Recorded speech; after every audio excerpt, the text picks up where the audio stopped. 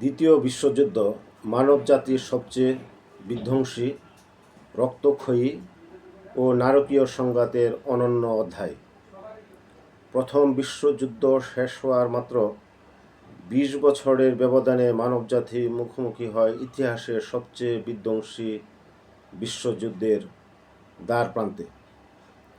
ফরাসি সামরিক প্রধান মার্শাল ফার্দিনান্দো ফচ ১৯১৯ সালের বিজয়ী শক্তিগুলোর তৈরি করা ভার্সাই চুক্তি দেখে এক ঐতিহাসিক ও চমকপ্রদ ভবিষ্যদ্বাণী করেছিলেন। তিনি বলেছিলেন, এটি কোনো শান্তি চুক্তি নয়, এটি মাত্র ২০ বছরের জন্য একটি যুদ্ধবিরতি। তার এই আশঙ্কা পরবর্তীতে সত্যি অক্ষরে অক্ষরে প্রমাণিত হয়েছিল। ১৯১৯ সালের তথাকথিত শান্তি প্রকৃতপক্ষে স্থায়ী শান্তি আনতে পারেনি, বরং বিজয়ী শক্তিগুলোর অন্ধ প্রতিশোধ স্পৃহা, অস্থিতিশীল সীমান্ত নির্ধারণ, সীমাহীন সাম্রাজ্যবাদী লোভ এবং চরম কূটনৈতিক দেউলিয়াত্ব ইউরোপের মাটিতে এক নতুন ও মহাবিনাশী অগ্নিকুণ্ডে জ্বালানি সরবরাহ করেছিল। ১৯৩৯ থেকে ১৯৪৫ সাল পর্যন্ত দীর্ঘ ৬ বছর ধরে চলা এই মহাযুদ্ধের দাবানল ছড়িয়ে পড়েছিল ইউরোপ, এশিয়া, আফ্রিকা, প্রশান্ত মহাসাগর এবং আটলান্টিক মহাসাগরের বিস্তীর্ণ রণাঙ্গনে। এটি কেবল সৈন্য প্রথাগত কোনো যুদ্ধ ছিল না, এটি ছিল এক সর্বাত্মক যুদ্ধ যেখানে পারমাণবিক বোমা, রাসায়নিক অস্ত্র, আধুনিক ট্যাঙ্ক, বোমারু বিমান এবং নারকীয় গণহত্যা হলোকস্টের নির্দয় ব্যবহারে কোটি কোটি মানুষের প্রাণহানি ঘটেছিল। মনে রাখা প্রয়োজন, দ্বিতীয় বিশ্বযুদ্ধে রাসায়নিক অস্ত্র ব্যাপকভাবে ব্যবহার হয়নি প্রথম বিশ্বযুদ্ধের মতো। জাপান চীনে কিছু ব্যবহার করেছিল, কিন্তু প্রধান রণাঙ্গন ইউরোপ ও প্রশান্ত মহাসাগরীয় এলাকায় রাসায়নিক অস্ত্র প্রধান অস্ত্র ছিল না। আসুন ধাপে ধাপে জেনে নেওয়া যাক মানব ইতিহাসের এই সবচেয়ে অন্ধকার অধ্যায়ের পটভূমি, ভূমাত্রিক কারণ, বিভাজিত শক্তি জোট, পক্ষ পরিবর্তন ও বিশ্বাসঘাতকতার কাহিনী, গাণিতিক পরিসংখ্যান, রক্তক্ষয়ী রণাঙ্গন এবং ভৌগোলিক রাজনীতির নিখুঁত ধারাবাহিক ইতিহাস। হিটলার ছিলেন মূলত অস্ট্রিয়ার নাগরিক। ১৯৩২ সালে তিনি জার্মানির নাগরিকত্ব গ্রহণ করেন। পরবর্তীতে জার্মানির রাষ্ট্রের সর্বময় ক্ষমতায় অধিষ্ঠিত হন। তৎকালীন অস্ট্রিয়ার মানুষ ভাষা, সংস্কৃতি ও জাতিগত দিক থেকে জার্মানি ছিল। হিটলার অস্ট্রিয়াকে একটি আলাদা রাষ্ট্র হিসাবে মানতেন না। তিনি বিশ্বাস করতেন অস্ট্রিয়া ও জার্মানি একই জার্মান জাতির অংশ। ১৯৩৮ সালে ক্ষমতায় থাকা অবস্থায় হিটলার সেনা পাঠিয়ে নিজের জন্মভূমি অস্ট্রিয়াকে দখল করে নেন এবং জার্মানির মূল ভূখণ্ডের সাথে যুক্ত করেন। অ্যাডলফ হিটলার জন্মসূত্রে খ্রিস্টান বা রোমান ক্যাথলিক ছিলেন, কিন্তু প্রাপ্তবয়স্ক অবস্থায় তিনি কোনো ধর্ম পালনে বিশ্বাসী ছিলেন না বলে ইতিহাস থেকে জানা যায়। হিটলারের দলের মূল জার্মান নাম ন্যাশনাল সোশ্যালিস্ট। এর প্রথম উচ্চারণ ন্যাশিও থেকে সংক্ষেপে নাৎসি বলা হয়। জার্মান ভাষায় ন্যাশনাল শব্দটি উচ্চারণ করা হয় না তুসি ও নাল হিসাবে। এই শব্দের প্রথম দুটি সিলেবল বা ধ্বনি থেকেই পরবর্তীতে নাজি বা নাৎসি শব্দটির উদ্ভব ঘটে। তৎকালীন জার্মানির সোশ্যাল ডেমোক্র্যাট বা সমাজতন্ত্রীদের সংক্ষেপে বলা হতো সুজি, সেই একই আদলে হিটলারের ন্যাশনাল সোশ্যালিস্ট দলের সমর্থকদের সংক্ষিপ্ত করে বিরোধী দলগুলো ডাকতে শুরু করে নাজি বা নাৎসি। হিটলার বা তার দলের সদস্যরা নিজেরা নিজেদের কখনো নাৎসি বলতেন না, তারা নিজেদের বলতেন ন্যাশনাল সোশ্যালিস্ট। কিন্তু 1930-এর দশকে হিটলারের বিরোধী জার্মান প্রবাসীরা দেশের বাহিরে গিয়ে এই শব্দটি ব্যাপকভাবে ব্যবহার করতে থাকেন। পরবর্তীতে দ্বিতীয় বিশ্বযুদ্ধের সময় মার্কিন যুক্তরাষ্ট্র, যুক্তরাজ্য সহ মিত্রবাহিনীর আন্তর্জাতিক গণমাধ্যমে হিটলারের অনুগামীদের বোঝাতে নাৎসি শব্দটি একচ্ছত্রভাবে ব্যবহার করেন, ফলে বিশ্বজুড়ে এটি স্থায়ী নাম হিসাবে পরিচিতি পেয়ে যায়। 1939 সালের 1 সেপ্টেম্বর ভোরবেলায় নাৎসি জার্মানি কর্তৃক পোল্যান্ড আক্রমণ ছিল দ্বিতীয় বিশ্বযুদ্ধের প্রত্যক্ষ ও সুনির্দিষ্ট স্ফুলিঙ্গ। হিটলার ভালো করেই জানতেন, কোনো কারণ ছাড়া হুট করে একটি স্বাধীন দেশ আক্রমণ করলে আন্তর্জাতিক সম্প্রদায় জার্মানিকে সরাসরি আগ্রাসী হিসাবে চিহ্নিত করবে। তাই আক্রমণকে আত্মরক্ষা হিসাবে বৈধতা দিতে নাৎসি বাহিনী এক নিষ্ঠুর ও অভিনব চক্রান্ত সাজায়। ইতিহাসে এটি গ্লাউইৎসের ঘটনা নামে পরিচিত। আক্রমণের ঠিক আগের রাতে 31 আগস্ট 1939 সালে নাৎসি বাহিনী অপারেশন হিমালয় নামে একটি গোপন চক্রান্ত বাস্তবায়ন করে। নাৎসি এসএস সদস্যরা পুলিশ সেনাবাহিনীর পোশাক পরে জার্মানির সীমান্তবর্তী গ্লাউইৎস নামক একটি রেডিও স্টেশনে ভুয়া হামলা চালায় এবং রেডিওতে পোল্যান্ডের পক্ষে প্রচারণা চালায়। পরদিন 1 সেপ্টেম্বর তারিখে ভোরবেলায় হিটলার বিশ্ববাসীর কাছে দাবি করে যে পোল্যান্ড আগে জার্মানি আক্রমণ করেছে এবং জার্মানির কেবল আত্মরক্ষার্থে পাল্টা জবাব দিচ্ছে। পূর্ব প্রুশিয়া ছিল জার্মানির একটি প্রাচীন ও ঐতিহাসিক অঞ্চল। প্রথম বিশ্বযুদ্ধের পর বিজয়ী শক্তিগুলো জার্মানির পূর্ব প্রুশিয়া অঞ্চলটি জার্মানির মূল ভূখণ্ড থেকে বিচ্ছিন্ন করে পোল্যান্ডকে সমুদ্রপথ দেওয়ার জন্য ডানজিগ বন্দর ও পুলিশ করিডোর দিয়ে দেয়। 1939 সালে হিটলার পোল্যান্ডের কাছে এই ডানজিগ শহর ও করিডোর ফেরত চান।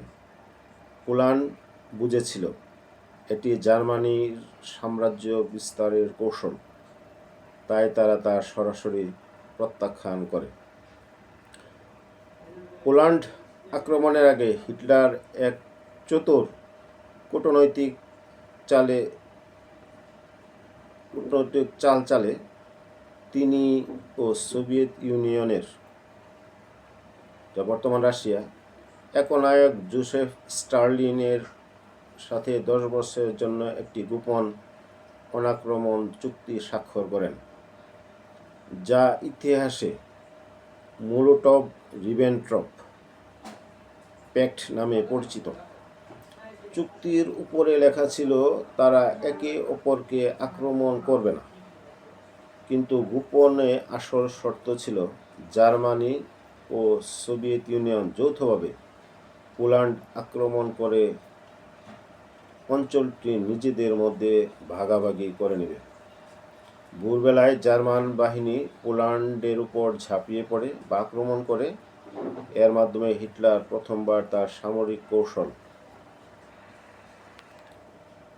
ব্লিৎসর্গকৃগ বিশ্বমঞ্চে প্রদর্শন করেন বা বজ্রবিদ্যুৎ যুদ্ধ বিশ্বমঞ্চে প্রদর্শন করেন।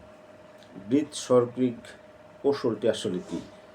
এটি ছিল অত্যন্ত দ্রুতগতির এক সংহারী সামরিক কৌশল।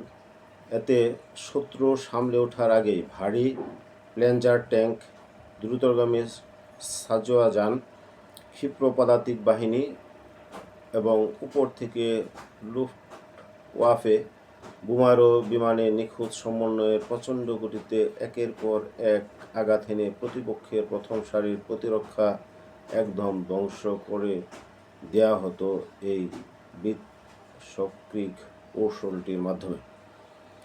পোল্যান্ডের সাথে ব্রিটেন ও ফ্রান্সের পারস্পরিক নিরাপত্তা চুক্তি ছিল। পোল্যান্ড আক্রান্ত হওয়ার পর ব্রিটেন ও ফ্রান্স হিটলারকে সৈন্য সরানোর আলটিমেটাম দেয়।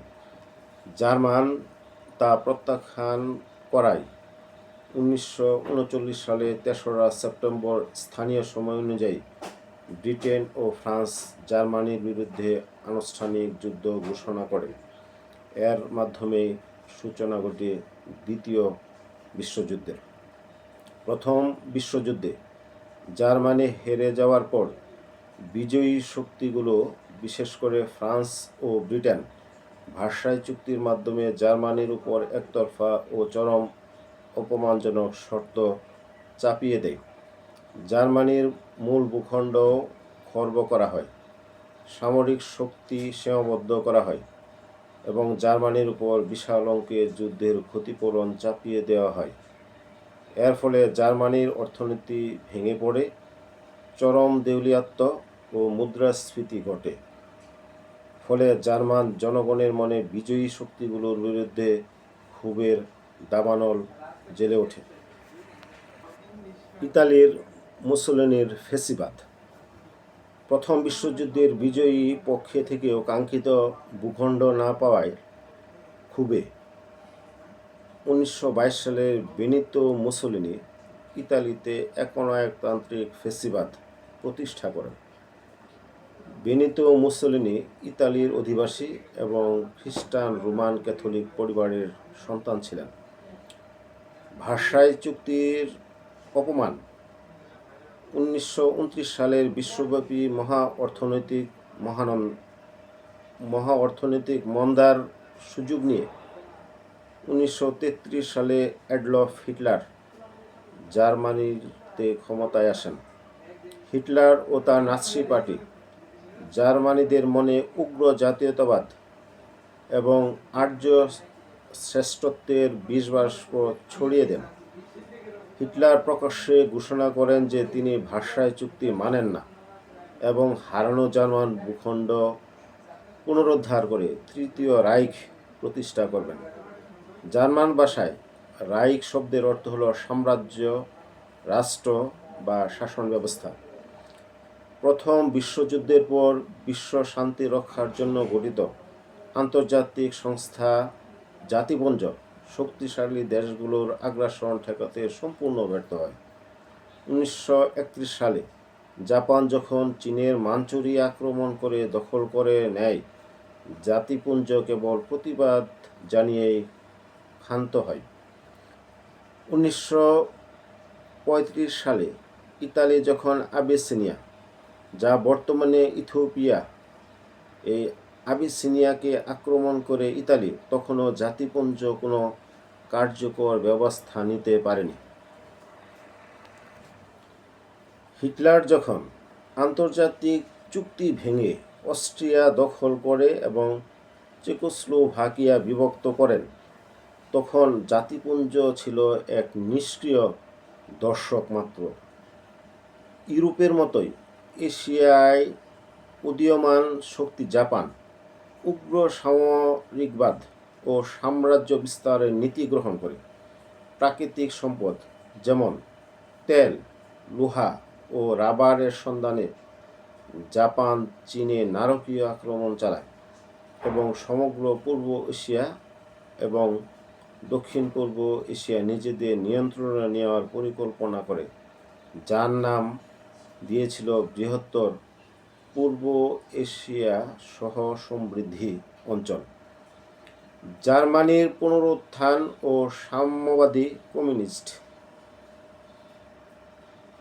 রাশিয়ার ভয় থেকে বাঁচতে ব্রিটেন ও ফ্রান্সের তৎকালীন নেতারা, বিশেষ করে ব্রিটিশ প্রধানমন্ত্রী নেভিল চেম্বারলেন হিটলারকে তুষণ করার নীতি গ্রহণ করেন।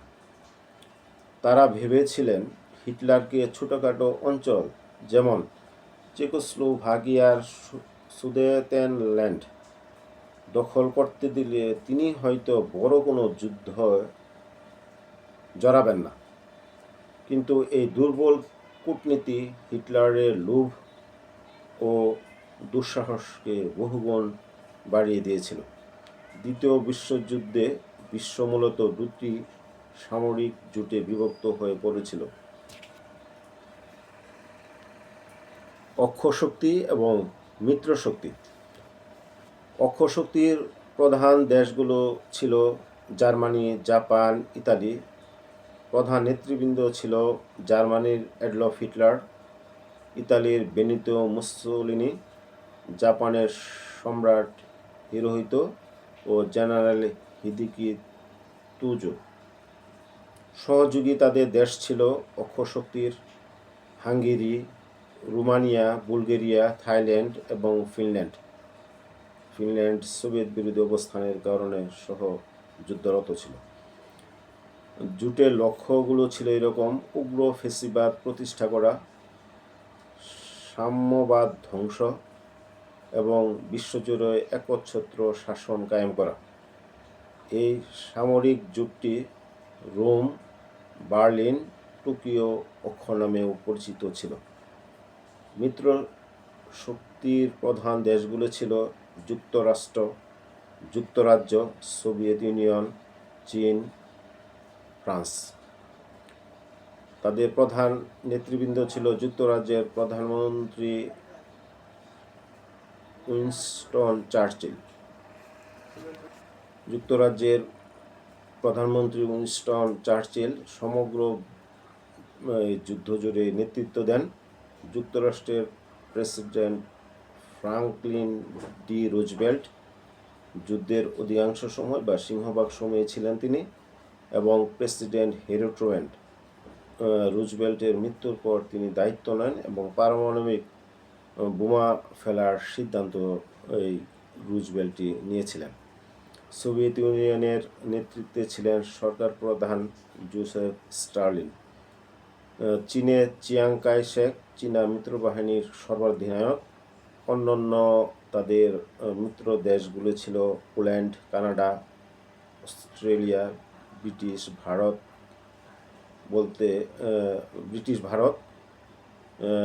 ভারতীয় অংশ যখন ব্রিটিশদের অধীনে ছিল, এই অর্থে ব্রিটিশ ভারত, নিউজিল্যান্ড, দক্ষিণ Africa, Brazil, Belgium, Netherlands, Greece, Yugoslavia ইত্যাদি। তাদের লক্ষ্য ছিল বা জোটের লক্ষ্য ছিল অক্ষ শক্তির অন্যায় আগ্রাসন থেকে বিশ্বকে রক্ষা করা এবং নিজ নিজ দেশের স্বাধীনতা ও সার্বভৌমত্ব টিকিয়ে রাখা। দ্বিতীয় বিশ্বযুদ্ধ ছিল মানব ইতিহাসের বৃহত্তম, সবচেয়ে ব্যয়বহুল এবং ভয়াবহ সামরিক সংঘাত। গাণিতিক ও সংখ্যাগত দিক থেকে এর রূপ ছিল: অংশগ্রহণকারী দেশের সংখ্যা ছিল 30টিরও বেশি দেশ সরাসরি সামরিক যুদ্ধে অংশ নেয় এবং 60টিরও বেশি দেশ প্রত্যক্ষ ও পরোক্ষভাবে প্রভাবিত হয়। বিশ্বজুড়ে 10 কোটিরও বেশি সামরিক সদস্যকে এই যুদ্ধে সক্রিয়ভাবে নিয়োজিত করা হয়েছিল। প্রাণহানির আনুমানিক হিসাব বিভিন্ন পরিসংখ্যানে এর হিসাবটা সামান্য কম বেশি হতে পারে। দ্বিতীয় বিশ্বযুদ্ধে 7 থেকে 8 কোটি 50 লক্ষ মানুষ নিহত হয়েছিল, যা তৎকালীন বিশ্বের মোট জনসংখ্যার 3.7%। বেসামরিক নাগরিকের মৃত্যু হয়েছিল। মোট নিহতদের মধ্যে প্রায় 5 থেকে 5.5 কোটি ছিলেন সাধারণ নিরীহ বেসামরিক মানুষ। প্রধান দেশগুলোর প্রাণহানির তালিকা যদি আমরা লক্ষ্য করি, ইতিহাস থেকে দেখা যায় সোভিয়েত ইউনিয়নের সর্বোচ্চ 2,70,00,000, যার মধ্যে 1,50,00,000 সাধারণ বেসামরিক নাগরিক। চীনের 1,50,00,000 থেকে 2 কোটি মানুষ নিহত হয়েছিল, অধিকাংশই জাপানি বাহিনীর নির্মম হত্যাযজ্ঞের শিকার হয়েছিল। জার্মানিতে 70 থেকে 80 লক্ষ নিহত হয়, সামরিক ও বেসামরিক উভয় নাগরিক মিলিয়েই। পোল্যান্ড প্রায় 60 লক্ষ নিহত হয়। তাদের মোট জনসংখ্যার 20% মানুষ এই যুদ্ধে মারা যান, যা যে কোনো দেশের জন্য সর্বোচ্চ অনুপাত। জাপান 27 লক্ষ থেকে 30 লক্ষ মানুষ নিহত হয়। জুগোস্লোভিয়া 10 লক্ষ থেকে 17 লক্ষ মানুষ নিহত হয়। যুক্তরাজ্য কমনওয়েলথভুক্ত যারা ছিল তারা 4,50,000 নিহত হয়। মার্কিন যুক্তরাষ্ট্র 4,20,000 সামরিক সদস্য দ্বিতীয় বিশ্বযুদ্ধের সময় নিহত হয়। নাৎসি জার্মানির যদি আমরা লক্ষ্য করি যে নীতির অধীনে উৎস বা ট্র্যাবলিকার মতো নীতিগুলো এই জায়গায় প্রয়োগ করা হয়। নির্যাতনের কেন্দ্রে গ্যাস চেম্বারে বিষাক্ত গ্যাস প্রয়োগ করে অনাহারে ও নির্যাতন করে 60 লক্ষ ইহুদি আর 50 লক্ষ জিপসি, পুলিশ, প্রতিবন্ধী ও সোভিয়েত যুদ্ধবন্দীকে নির্মমভাবে হত্যা করা হয় জার্মানি কর্তৃক। বিশ্বাসঘাতকতা, চুক্তিভঙ্গ ও দল পরিবর্তনের ইতিহাসও বিশাল।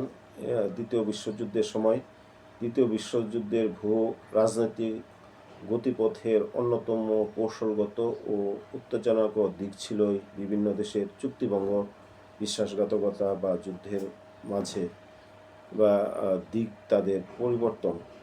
হিটলার বিশ্বাস করতেন ইহুদি ও যাযাবর জিপসিরা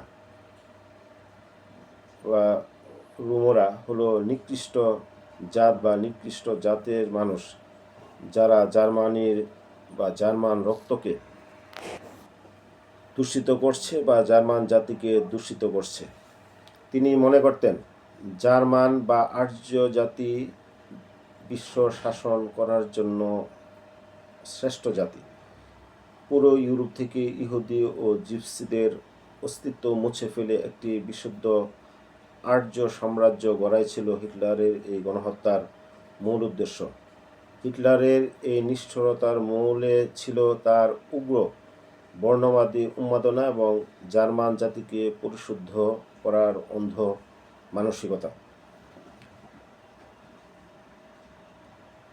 জার্মানি কর্তৃক সোভিয়েত অনাক্রমণ চুক্তির গুলো ছিল যে 1939 সালে হিটলার ও স্টালিন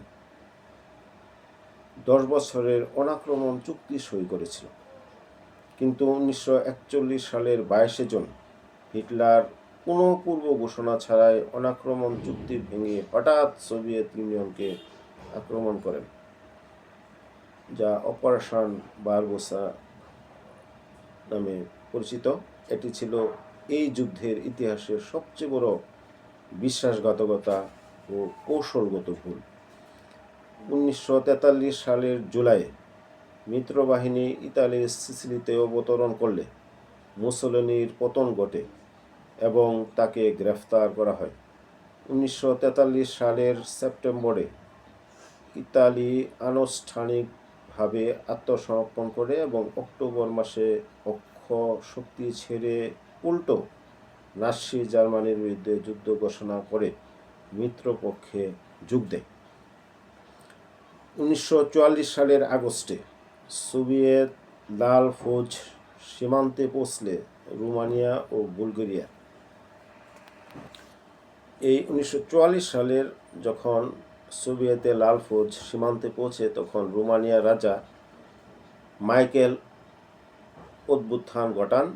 রোমানিয়া নাৎসি জোট ছেড়ে অক্ষ শক্তির বিরুদ্ধে যুদ্ধ শুরু করে। বুলগেরিয়া 1944 সালের সেপ্টেম্বরে সোভিয়েত আক্রমণের মুখে বুলগেরিয়া অক্ষ শক্তি ত্যাগ করে এবং মিত্রপক্ষে যোগ দিয়ে জার্মানির বিরুদ্ধে যুদ্ধ ঘোষণা করে। ফিনল্যান্ড 1941 সাল থেকে জার্মানির সহায়তায় সোভিয়েত ইউনিয়নের বিরুদ্ধে লড়ছিল, কিন্তু 1944 সালের সেপ্টেম্বরে ফিনল্যান্ড বাধ্য হয়ে সোভিয়েত ইউনিয়নের সাথে মস্কো অস্ত্রবিরতি চুক্তি সই করে যুদ্ধ থেকে সরে দাঁড়ায়। এরপর নিজ ভূখণ্ড থেকে নাৎসি জার্মান সৈন্যদের তাড়িয়ে দিয়ে জার্মানির বিরুদ্ধেই ল্যাপল্যান্ড যুদ্ধ শুরু করে। 1940 সালে ফ্রান্সের পতনের পর ফিলিপ পেত্তার নেতৃত্বে দক্ষিণে জার্মানির অনুগত এক পুতুল সরকার গঠিত হয়। তবে 1942 সালে মিত্রবাহিনী উত্তর আফ্রিকায় নামলে জার্মানি পুরো ফ্রান্স দখল করে নেয় এবং 1944 সালে নরম্যান্ডি অবতরণের পর এই পুতুল সরকারের পতন ঘটে। নরম্যান্ডি হলো ফ্রান্সের উত্তর পশ্চিম উপকূলীয় একটি এলাকার নাম। সেখানে ঘটনা ঘটেছিল এরকম, 1944 সালের মিত্রবাহিনী এই সমুদ্র সৈকতে একযুগে লাখেরও অধিক বিশ্বের সৈন্য নামিয়ে হিটলারের নাৎসি বাহিনীর দখল থেকে ফ্রান্স মুক্ত করার অভিযান শুরু করেছিল। ইতিহাস থেকে আমরা দলবদলের বা অক্ষ পরিবর্তনের বিষয়গুলো এভাবে দেখি।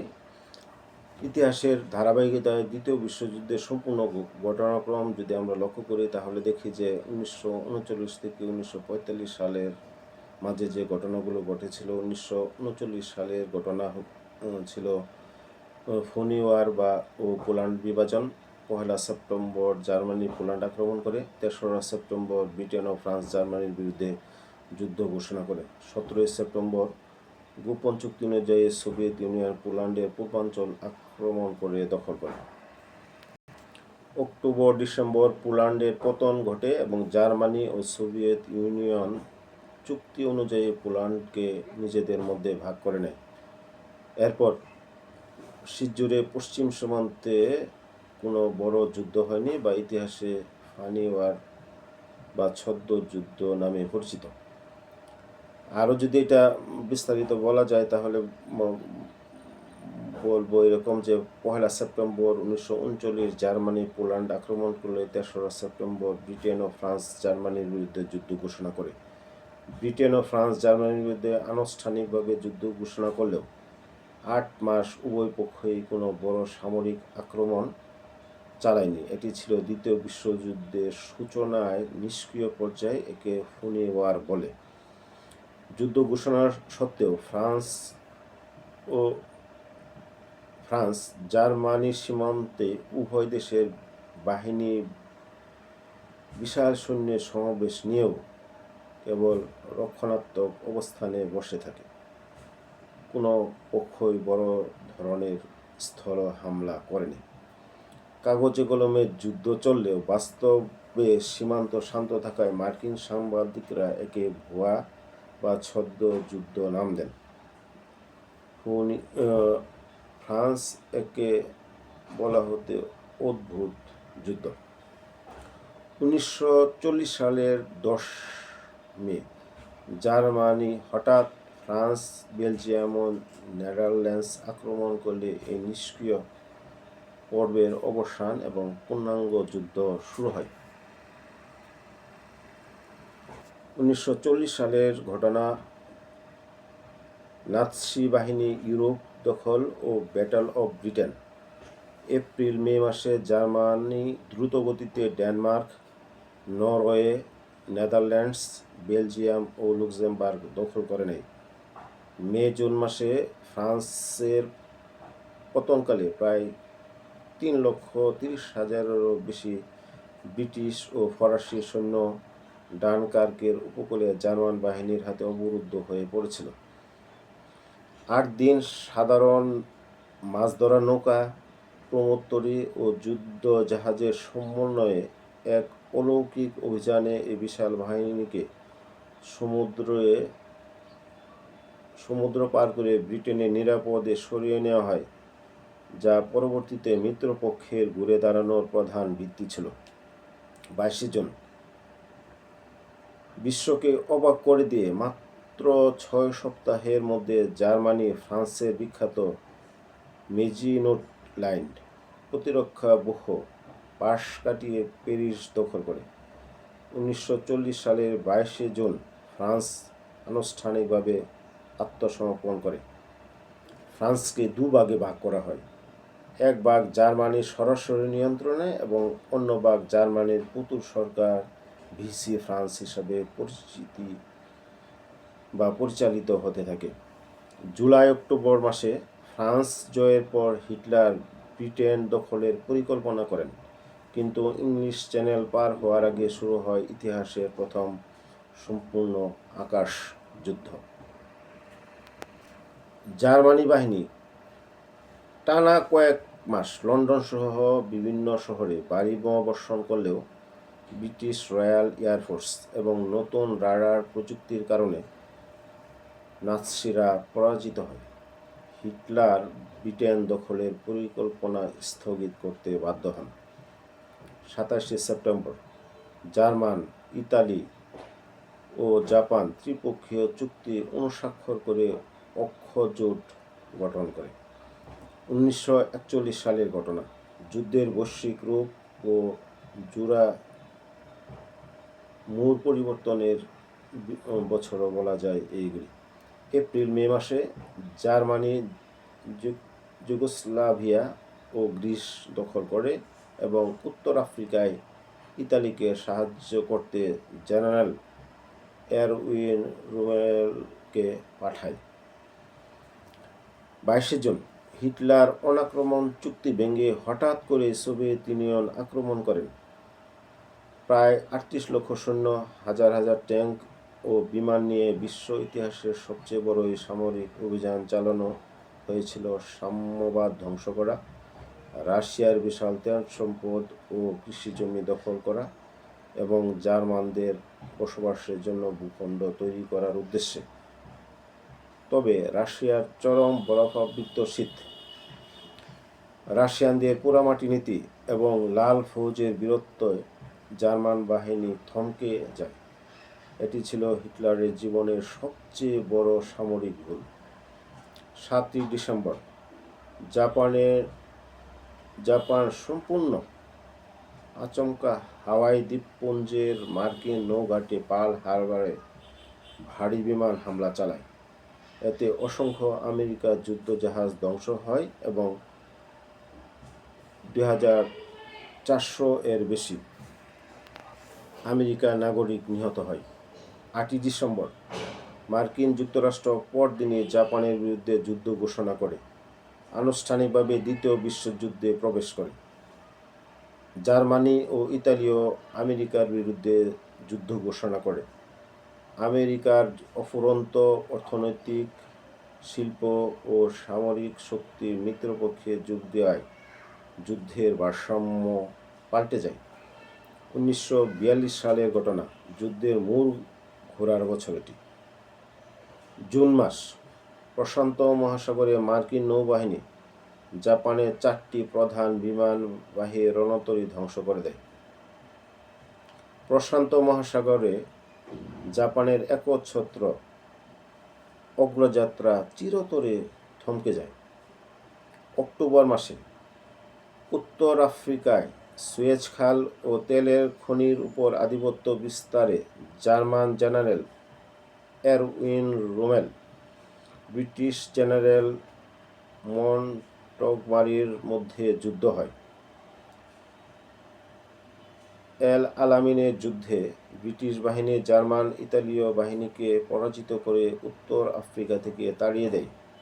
এল আলামিন হল উত্তর মিশরের ভূমধ্যসাগরের তীরে অবস্থিত একটি উপকূলীয় এলাকা ও ঐতিহাসিক রেলওয়ে স্টেশন। আগস্ট 1942 সাল থেকে ফেব্রুয়ারি 1943 স্টালিনগ্রাদের যুদ্ধ। এটি ছিল যুদ্ধের ইতিহাসের সবচেয়ে রক্তক্ষয়ী যুদ্ধ। প্রায় 20 লক্ষ মানুষের মৃত্যু হয় এই যুদ্ধে। রাশিয়ার চরম বরফাবৃত শীত, পোড়ামাটি নীতি এবং লাল ফৌজের বীরত্বপূর্ণ প্রতিরোধের মুখে জার্মানির 6ষ্ঠ আর্মি সম্পূর্ণ ধ্বংস হয়ে আত্মসমর্পণ করে। ইউরোপীয় রণাঙ্গনে নাৎসিদের পতনের সূচনা এখান থেকেই। 1943 সালের ঘটনা। ইতালির পতন ও মিত্রপক্ষের অগ্রগতি। ফেব্রুয়ারি মাসে স্টালিনগ্রাদে পরাজয়ের পর পূর্ব রণাঙ্গনে জার্মানির ক্রমাগত পিছু হটতে থাকে। জুলাই সেপ্টেম্বর মাসে মিত্রবাহিনী সিসিলিতে অবতরণ করে মুসোলিনির পতন ঘটে এবং ইতালি আত্মসমর্পণ করে উল্টো মিত্রপক্ষে যোগ দেয়। বাংলায় 50-এর মন্বন্তর যুদ্ধকালীন প্রশাসনিক ব্যর্থতার বাংলায় ভয়াবহ দুর্ভিক্ষ দেখা দেয়। 1944 সালের ঘটনা ডি ডে এবং ফ্রান্স মুক্তকরণ এর পর্যায়গুলো লক্ষ্য করলে দেখা যায় 6 জুন মার্কিন জেনারেল ডুয়াইট আইসেনহাওয়ারের নেতৃত্বে ইতিহাসের সবচেয়ে বড় উভচর সামরিক অভিযান চালানো হয়। মিত্রবাহিনী লাখ লাখ সৈন্য ফ্রান্সে নরম্যান্ডির সৈকতে অবতরণ করে। 25 আগস্ট পশ্চিম দিক থেকে অগ্রসর হয়ে মিত্রবাহিনী প্যারিসকে নাৎসিদের হাত থেকে মুক্ত করে। ডিসেম্বর মাসে বেলজিয়ামে জার্মানি তাদের শেষ মরিয়া পাল্টা আক্রমণ চালায়, কিন্তু মিত্রবাহিনী তা প্রতিহত করে দেয়। 1945 সালের ঘটনা হিটলারের আত্মহত্যার বছর এটি, পারমাণবিক বোমা ফেলার বছর এবং যুদ্ধের সমাপ্তির বছর 1945 সাল। 1945 সালের জানুয়ারি-এপ্রিলের মাসে পূর্ব দিক থেকে সোভিয়েত লাল ফৌজ এবং পশ্চিম দিক থেকে মিত্রবাহিনী জার্মানির বুক চিরে বা জার্মানির মাঝ বরাবর বার্লিনের দিকে এগোতে থাকে। 30 এপ্রিল পরাজয় নিশ্চিত জেনে হিটলার বার্লিনের ভূগর্ভস্থ ব্যাংকারে নিজের মাথায় গুলি চালিয়ে আত্মহত্যা করে।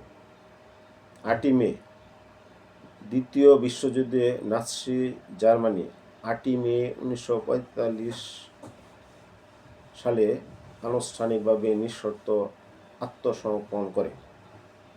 7 মে 1945 সালে ফ্রান্সের রাশ বা রিমস শহরে মিত্রবাহিনীর কার্যালয়ে জার্মানির জেনারেল আলফ্রেড জডল প্রথম আত্মসমর্পণ দলিলে স্বাক্ষর করেন। 8 মে 1945 সালে বার্লিনে আন্তর্জাতিক মিত্রশক্তির যৌথ উপস্থিতিতে চূড়ান্ত ও আনুষ্ঠানিক জার্মানির নিঃশর্ত আত্মসমর্পণ সম্পন্ন হয় এবং যুদ্ধবিরতি কার্যকর হয়। এই কারণে পশ্চিমা বিশ্বে 8 মেকে ভিই ডে বা ভিক্টোরি ইন ইউরোপ ডে বা ইউরোপের বিজয় দিবস হিসাবে পালন করা হয়। সময়ের ব্যবধানের কারণে বার্লিনে স্বাক্ষরের সময় মস্কোতে রাত 12টা অতিক্রম, তাই 9 মে হয়ে গিয়েছিল। তাই রাশিয়া ও সাবেক সোভিয়েত ইউনিয়নগুলোতে 9 মে বিজয় দিবস হিসাবে পালন করা হয়। সময়ের ব্যবধানের কারণে এক জায়গায় 8 মে আর এক জায়গায় 9 মে। পরবর্তীতে 6 আগস্ট ইউরোপে যুদ্ধ শেষ হলেও প্রশান্ত মহাসাগরে জাপান আত্মসমর্পণ করতে রাজি ছিল না।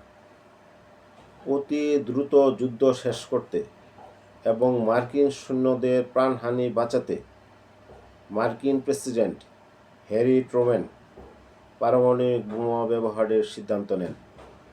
6 আগস্ট জাপানের হিরোশিমা শহরে নিক্ষেপ করা হয় প্রথম পারমাণবিক বোমা লিটল বয়।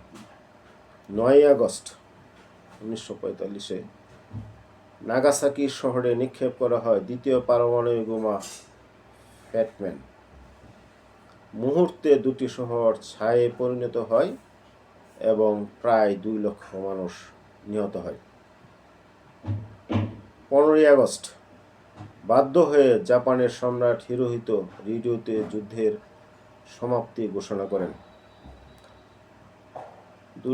2 সেপ্টেম্বর 1945 মার্কিন যুদ্ধজাহাজ ইউএসএস মিসৌরির ডেকে আনুষ্ঠানিকভাবে জাপানের আত্মসমর্পণ দলিলের স্বাক্ষরের মাধ্যমে দ্বিতীয় বিশ্বযুদ্ধের চিরসমাপ্তি ঘটে। প্রথম বিশ্বযুদ্ধের মতোই দ্বিতীয় বিশ্বযুদ্ধেও আমাদের এই অঞ্চলে প্রত্যক্ষ ও গভীর ঐতিহাসিক প্রভাব পড়েছিল, অর্থাৎ এই উপমহাদেশে তার প্রভাবও লক্ষ্য করা যায়।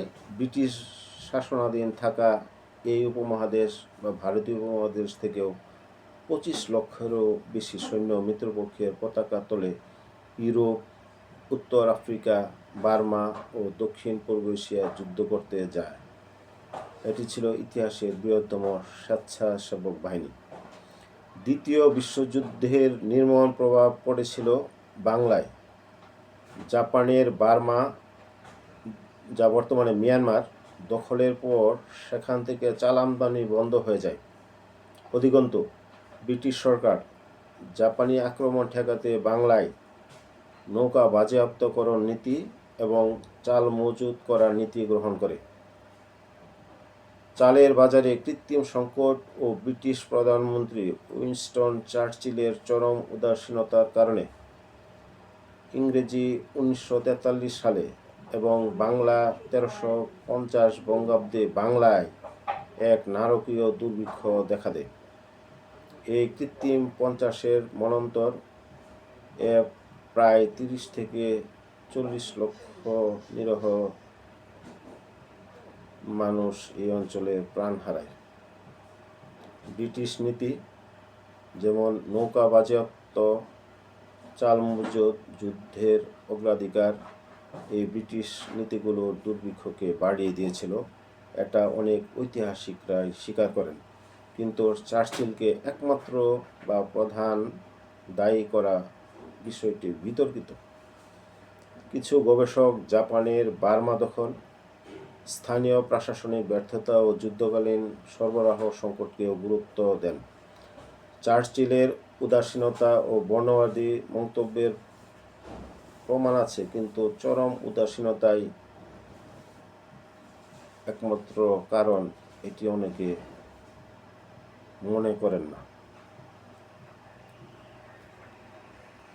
ভারতের স্বাধীনতা সংগ্রামের মহান নেতা নেতাজি সুভাষচন্দ্র বসু উপলব্ধি করেছিলেন যে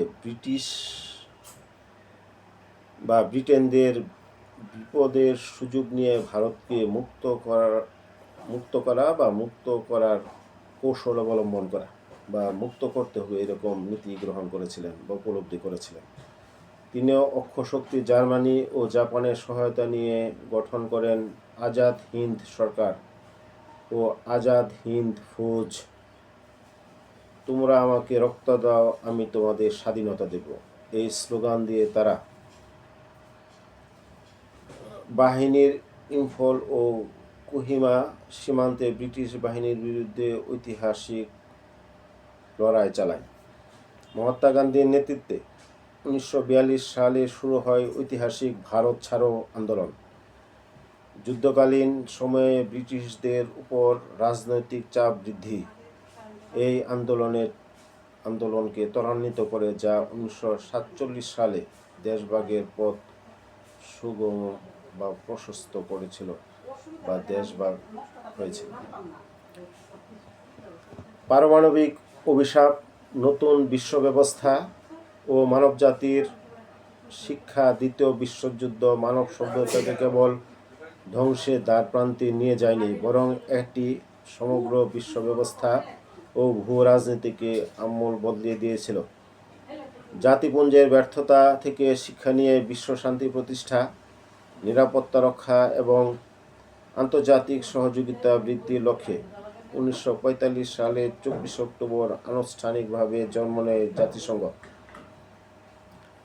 যুদ্ধ শেষে ব্রিটেন ও ফ্রান্স তাদের অর্থনৈতিক শক্তি হারিয়ে প্রথম সারির পরাশক্তির অবস্থান থেকে ছিটকে পড়ে।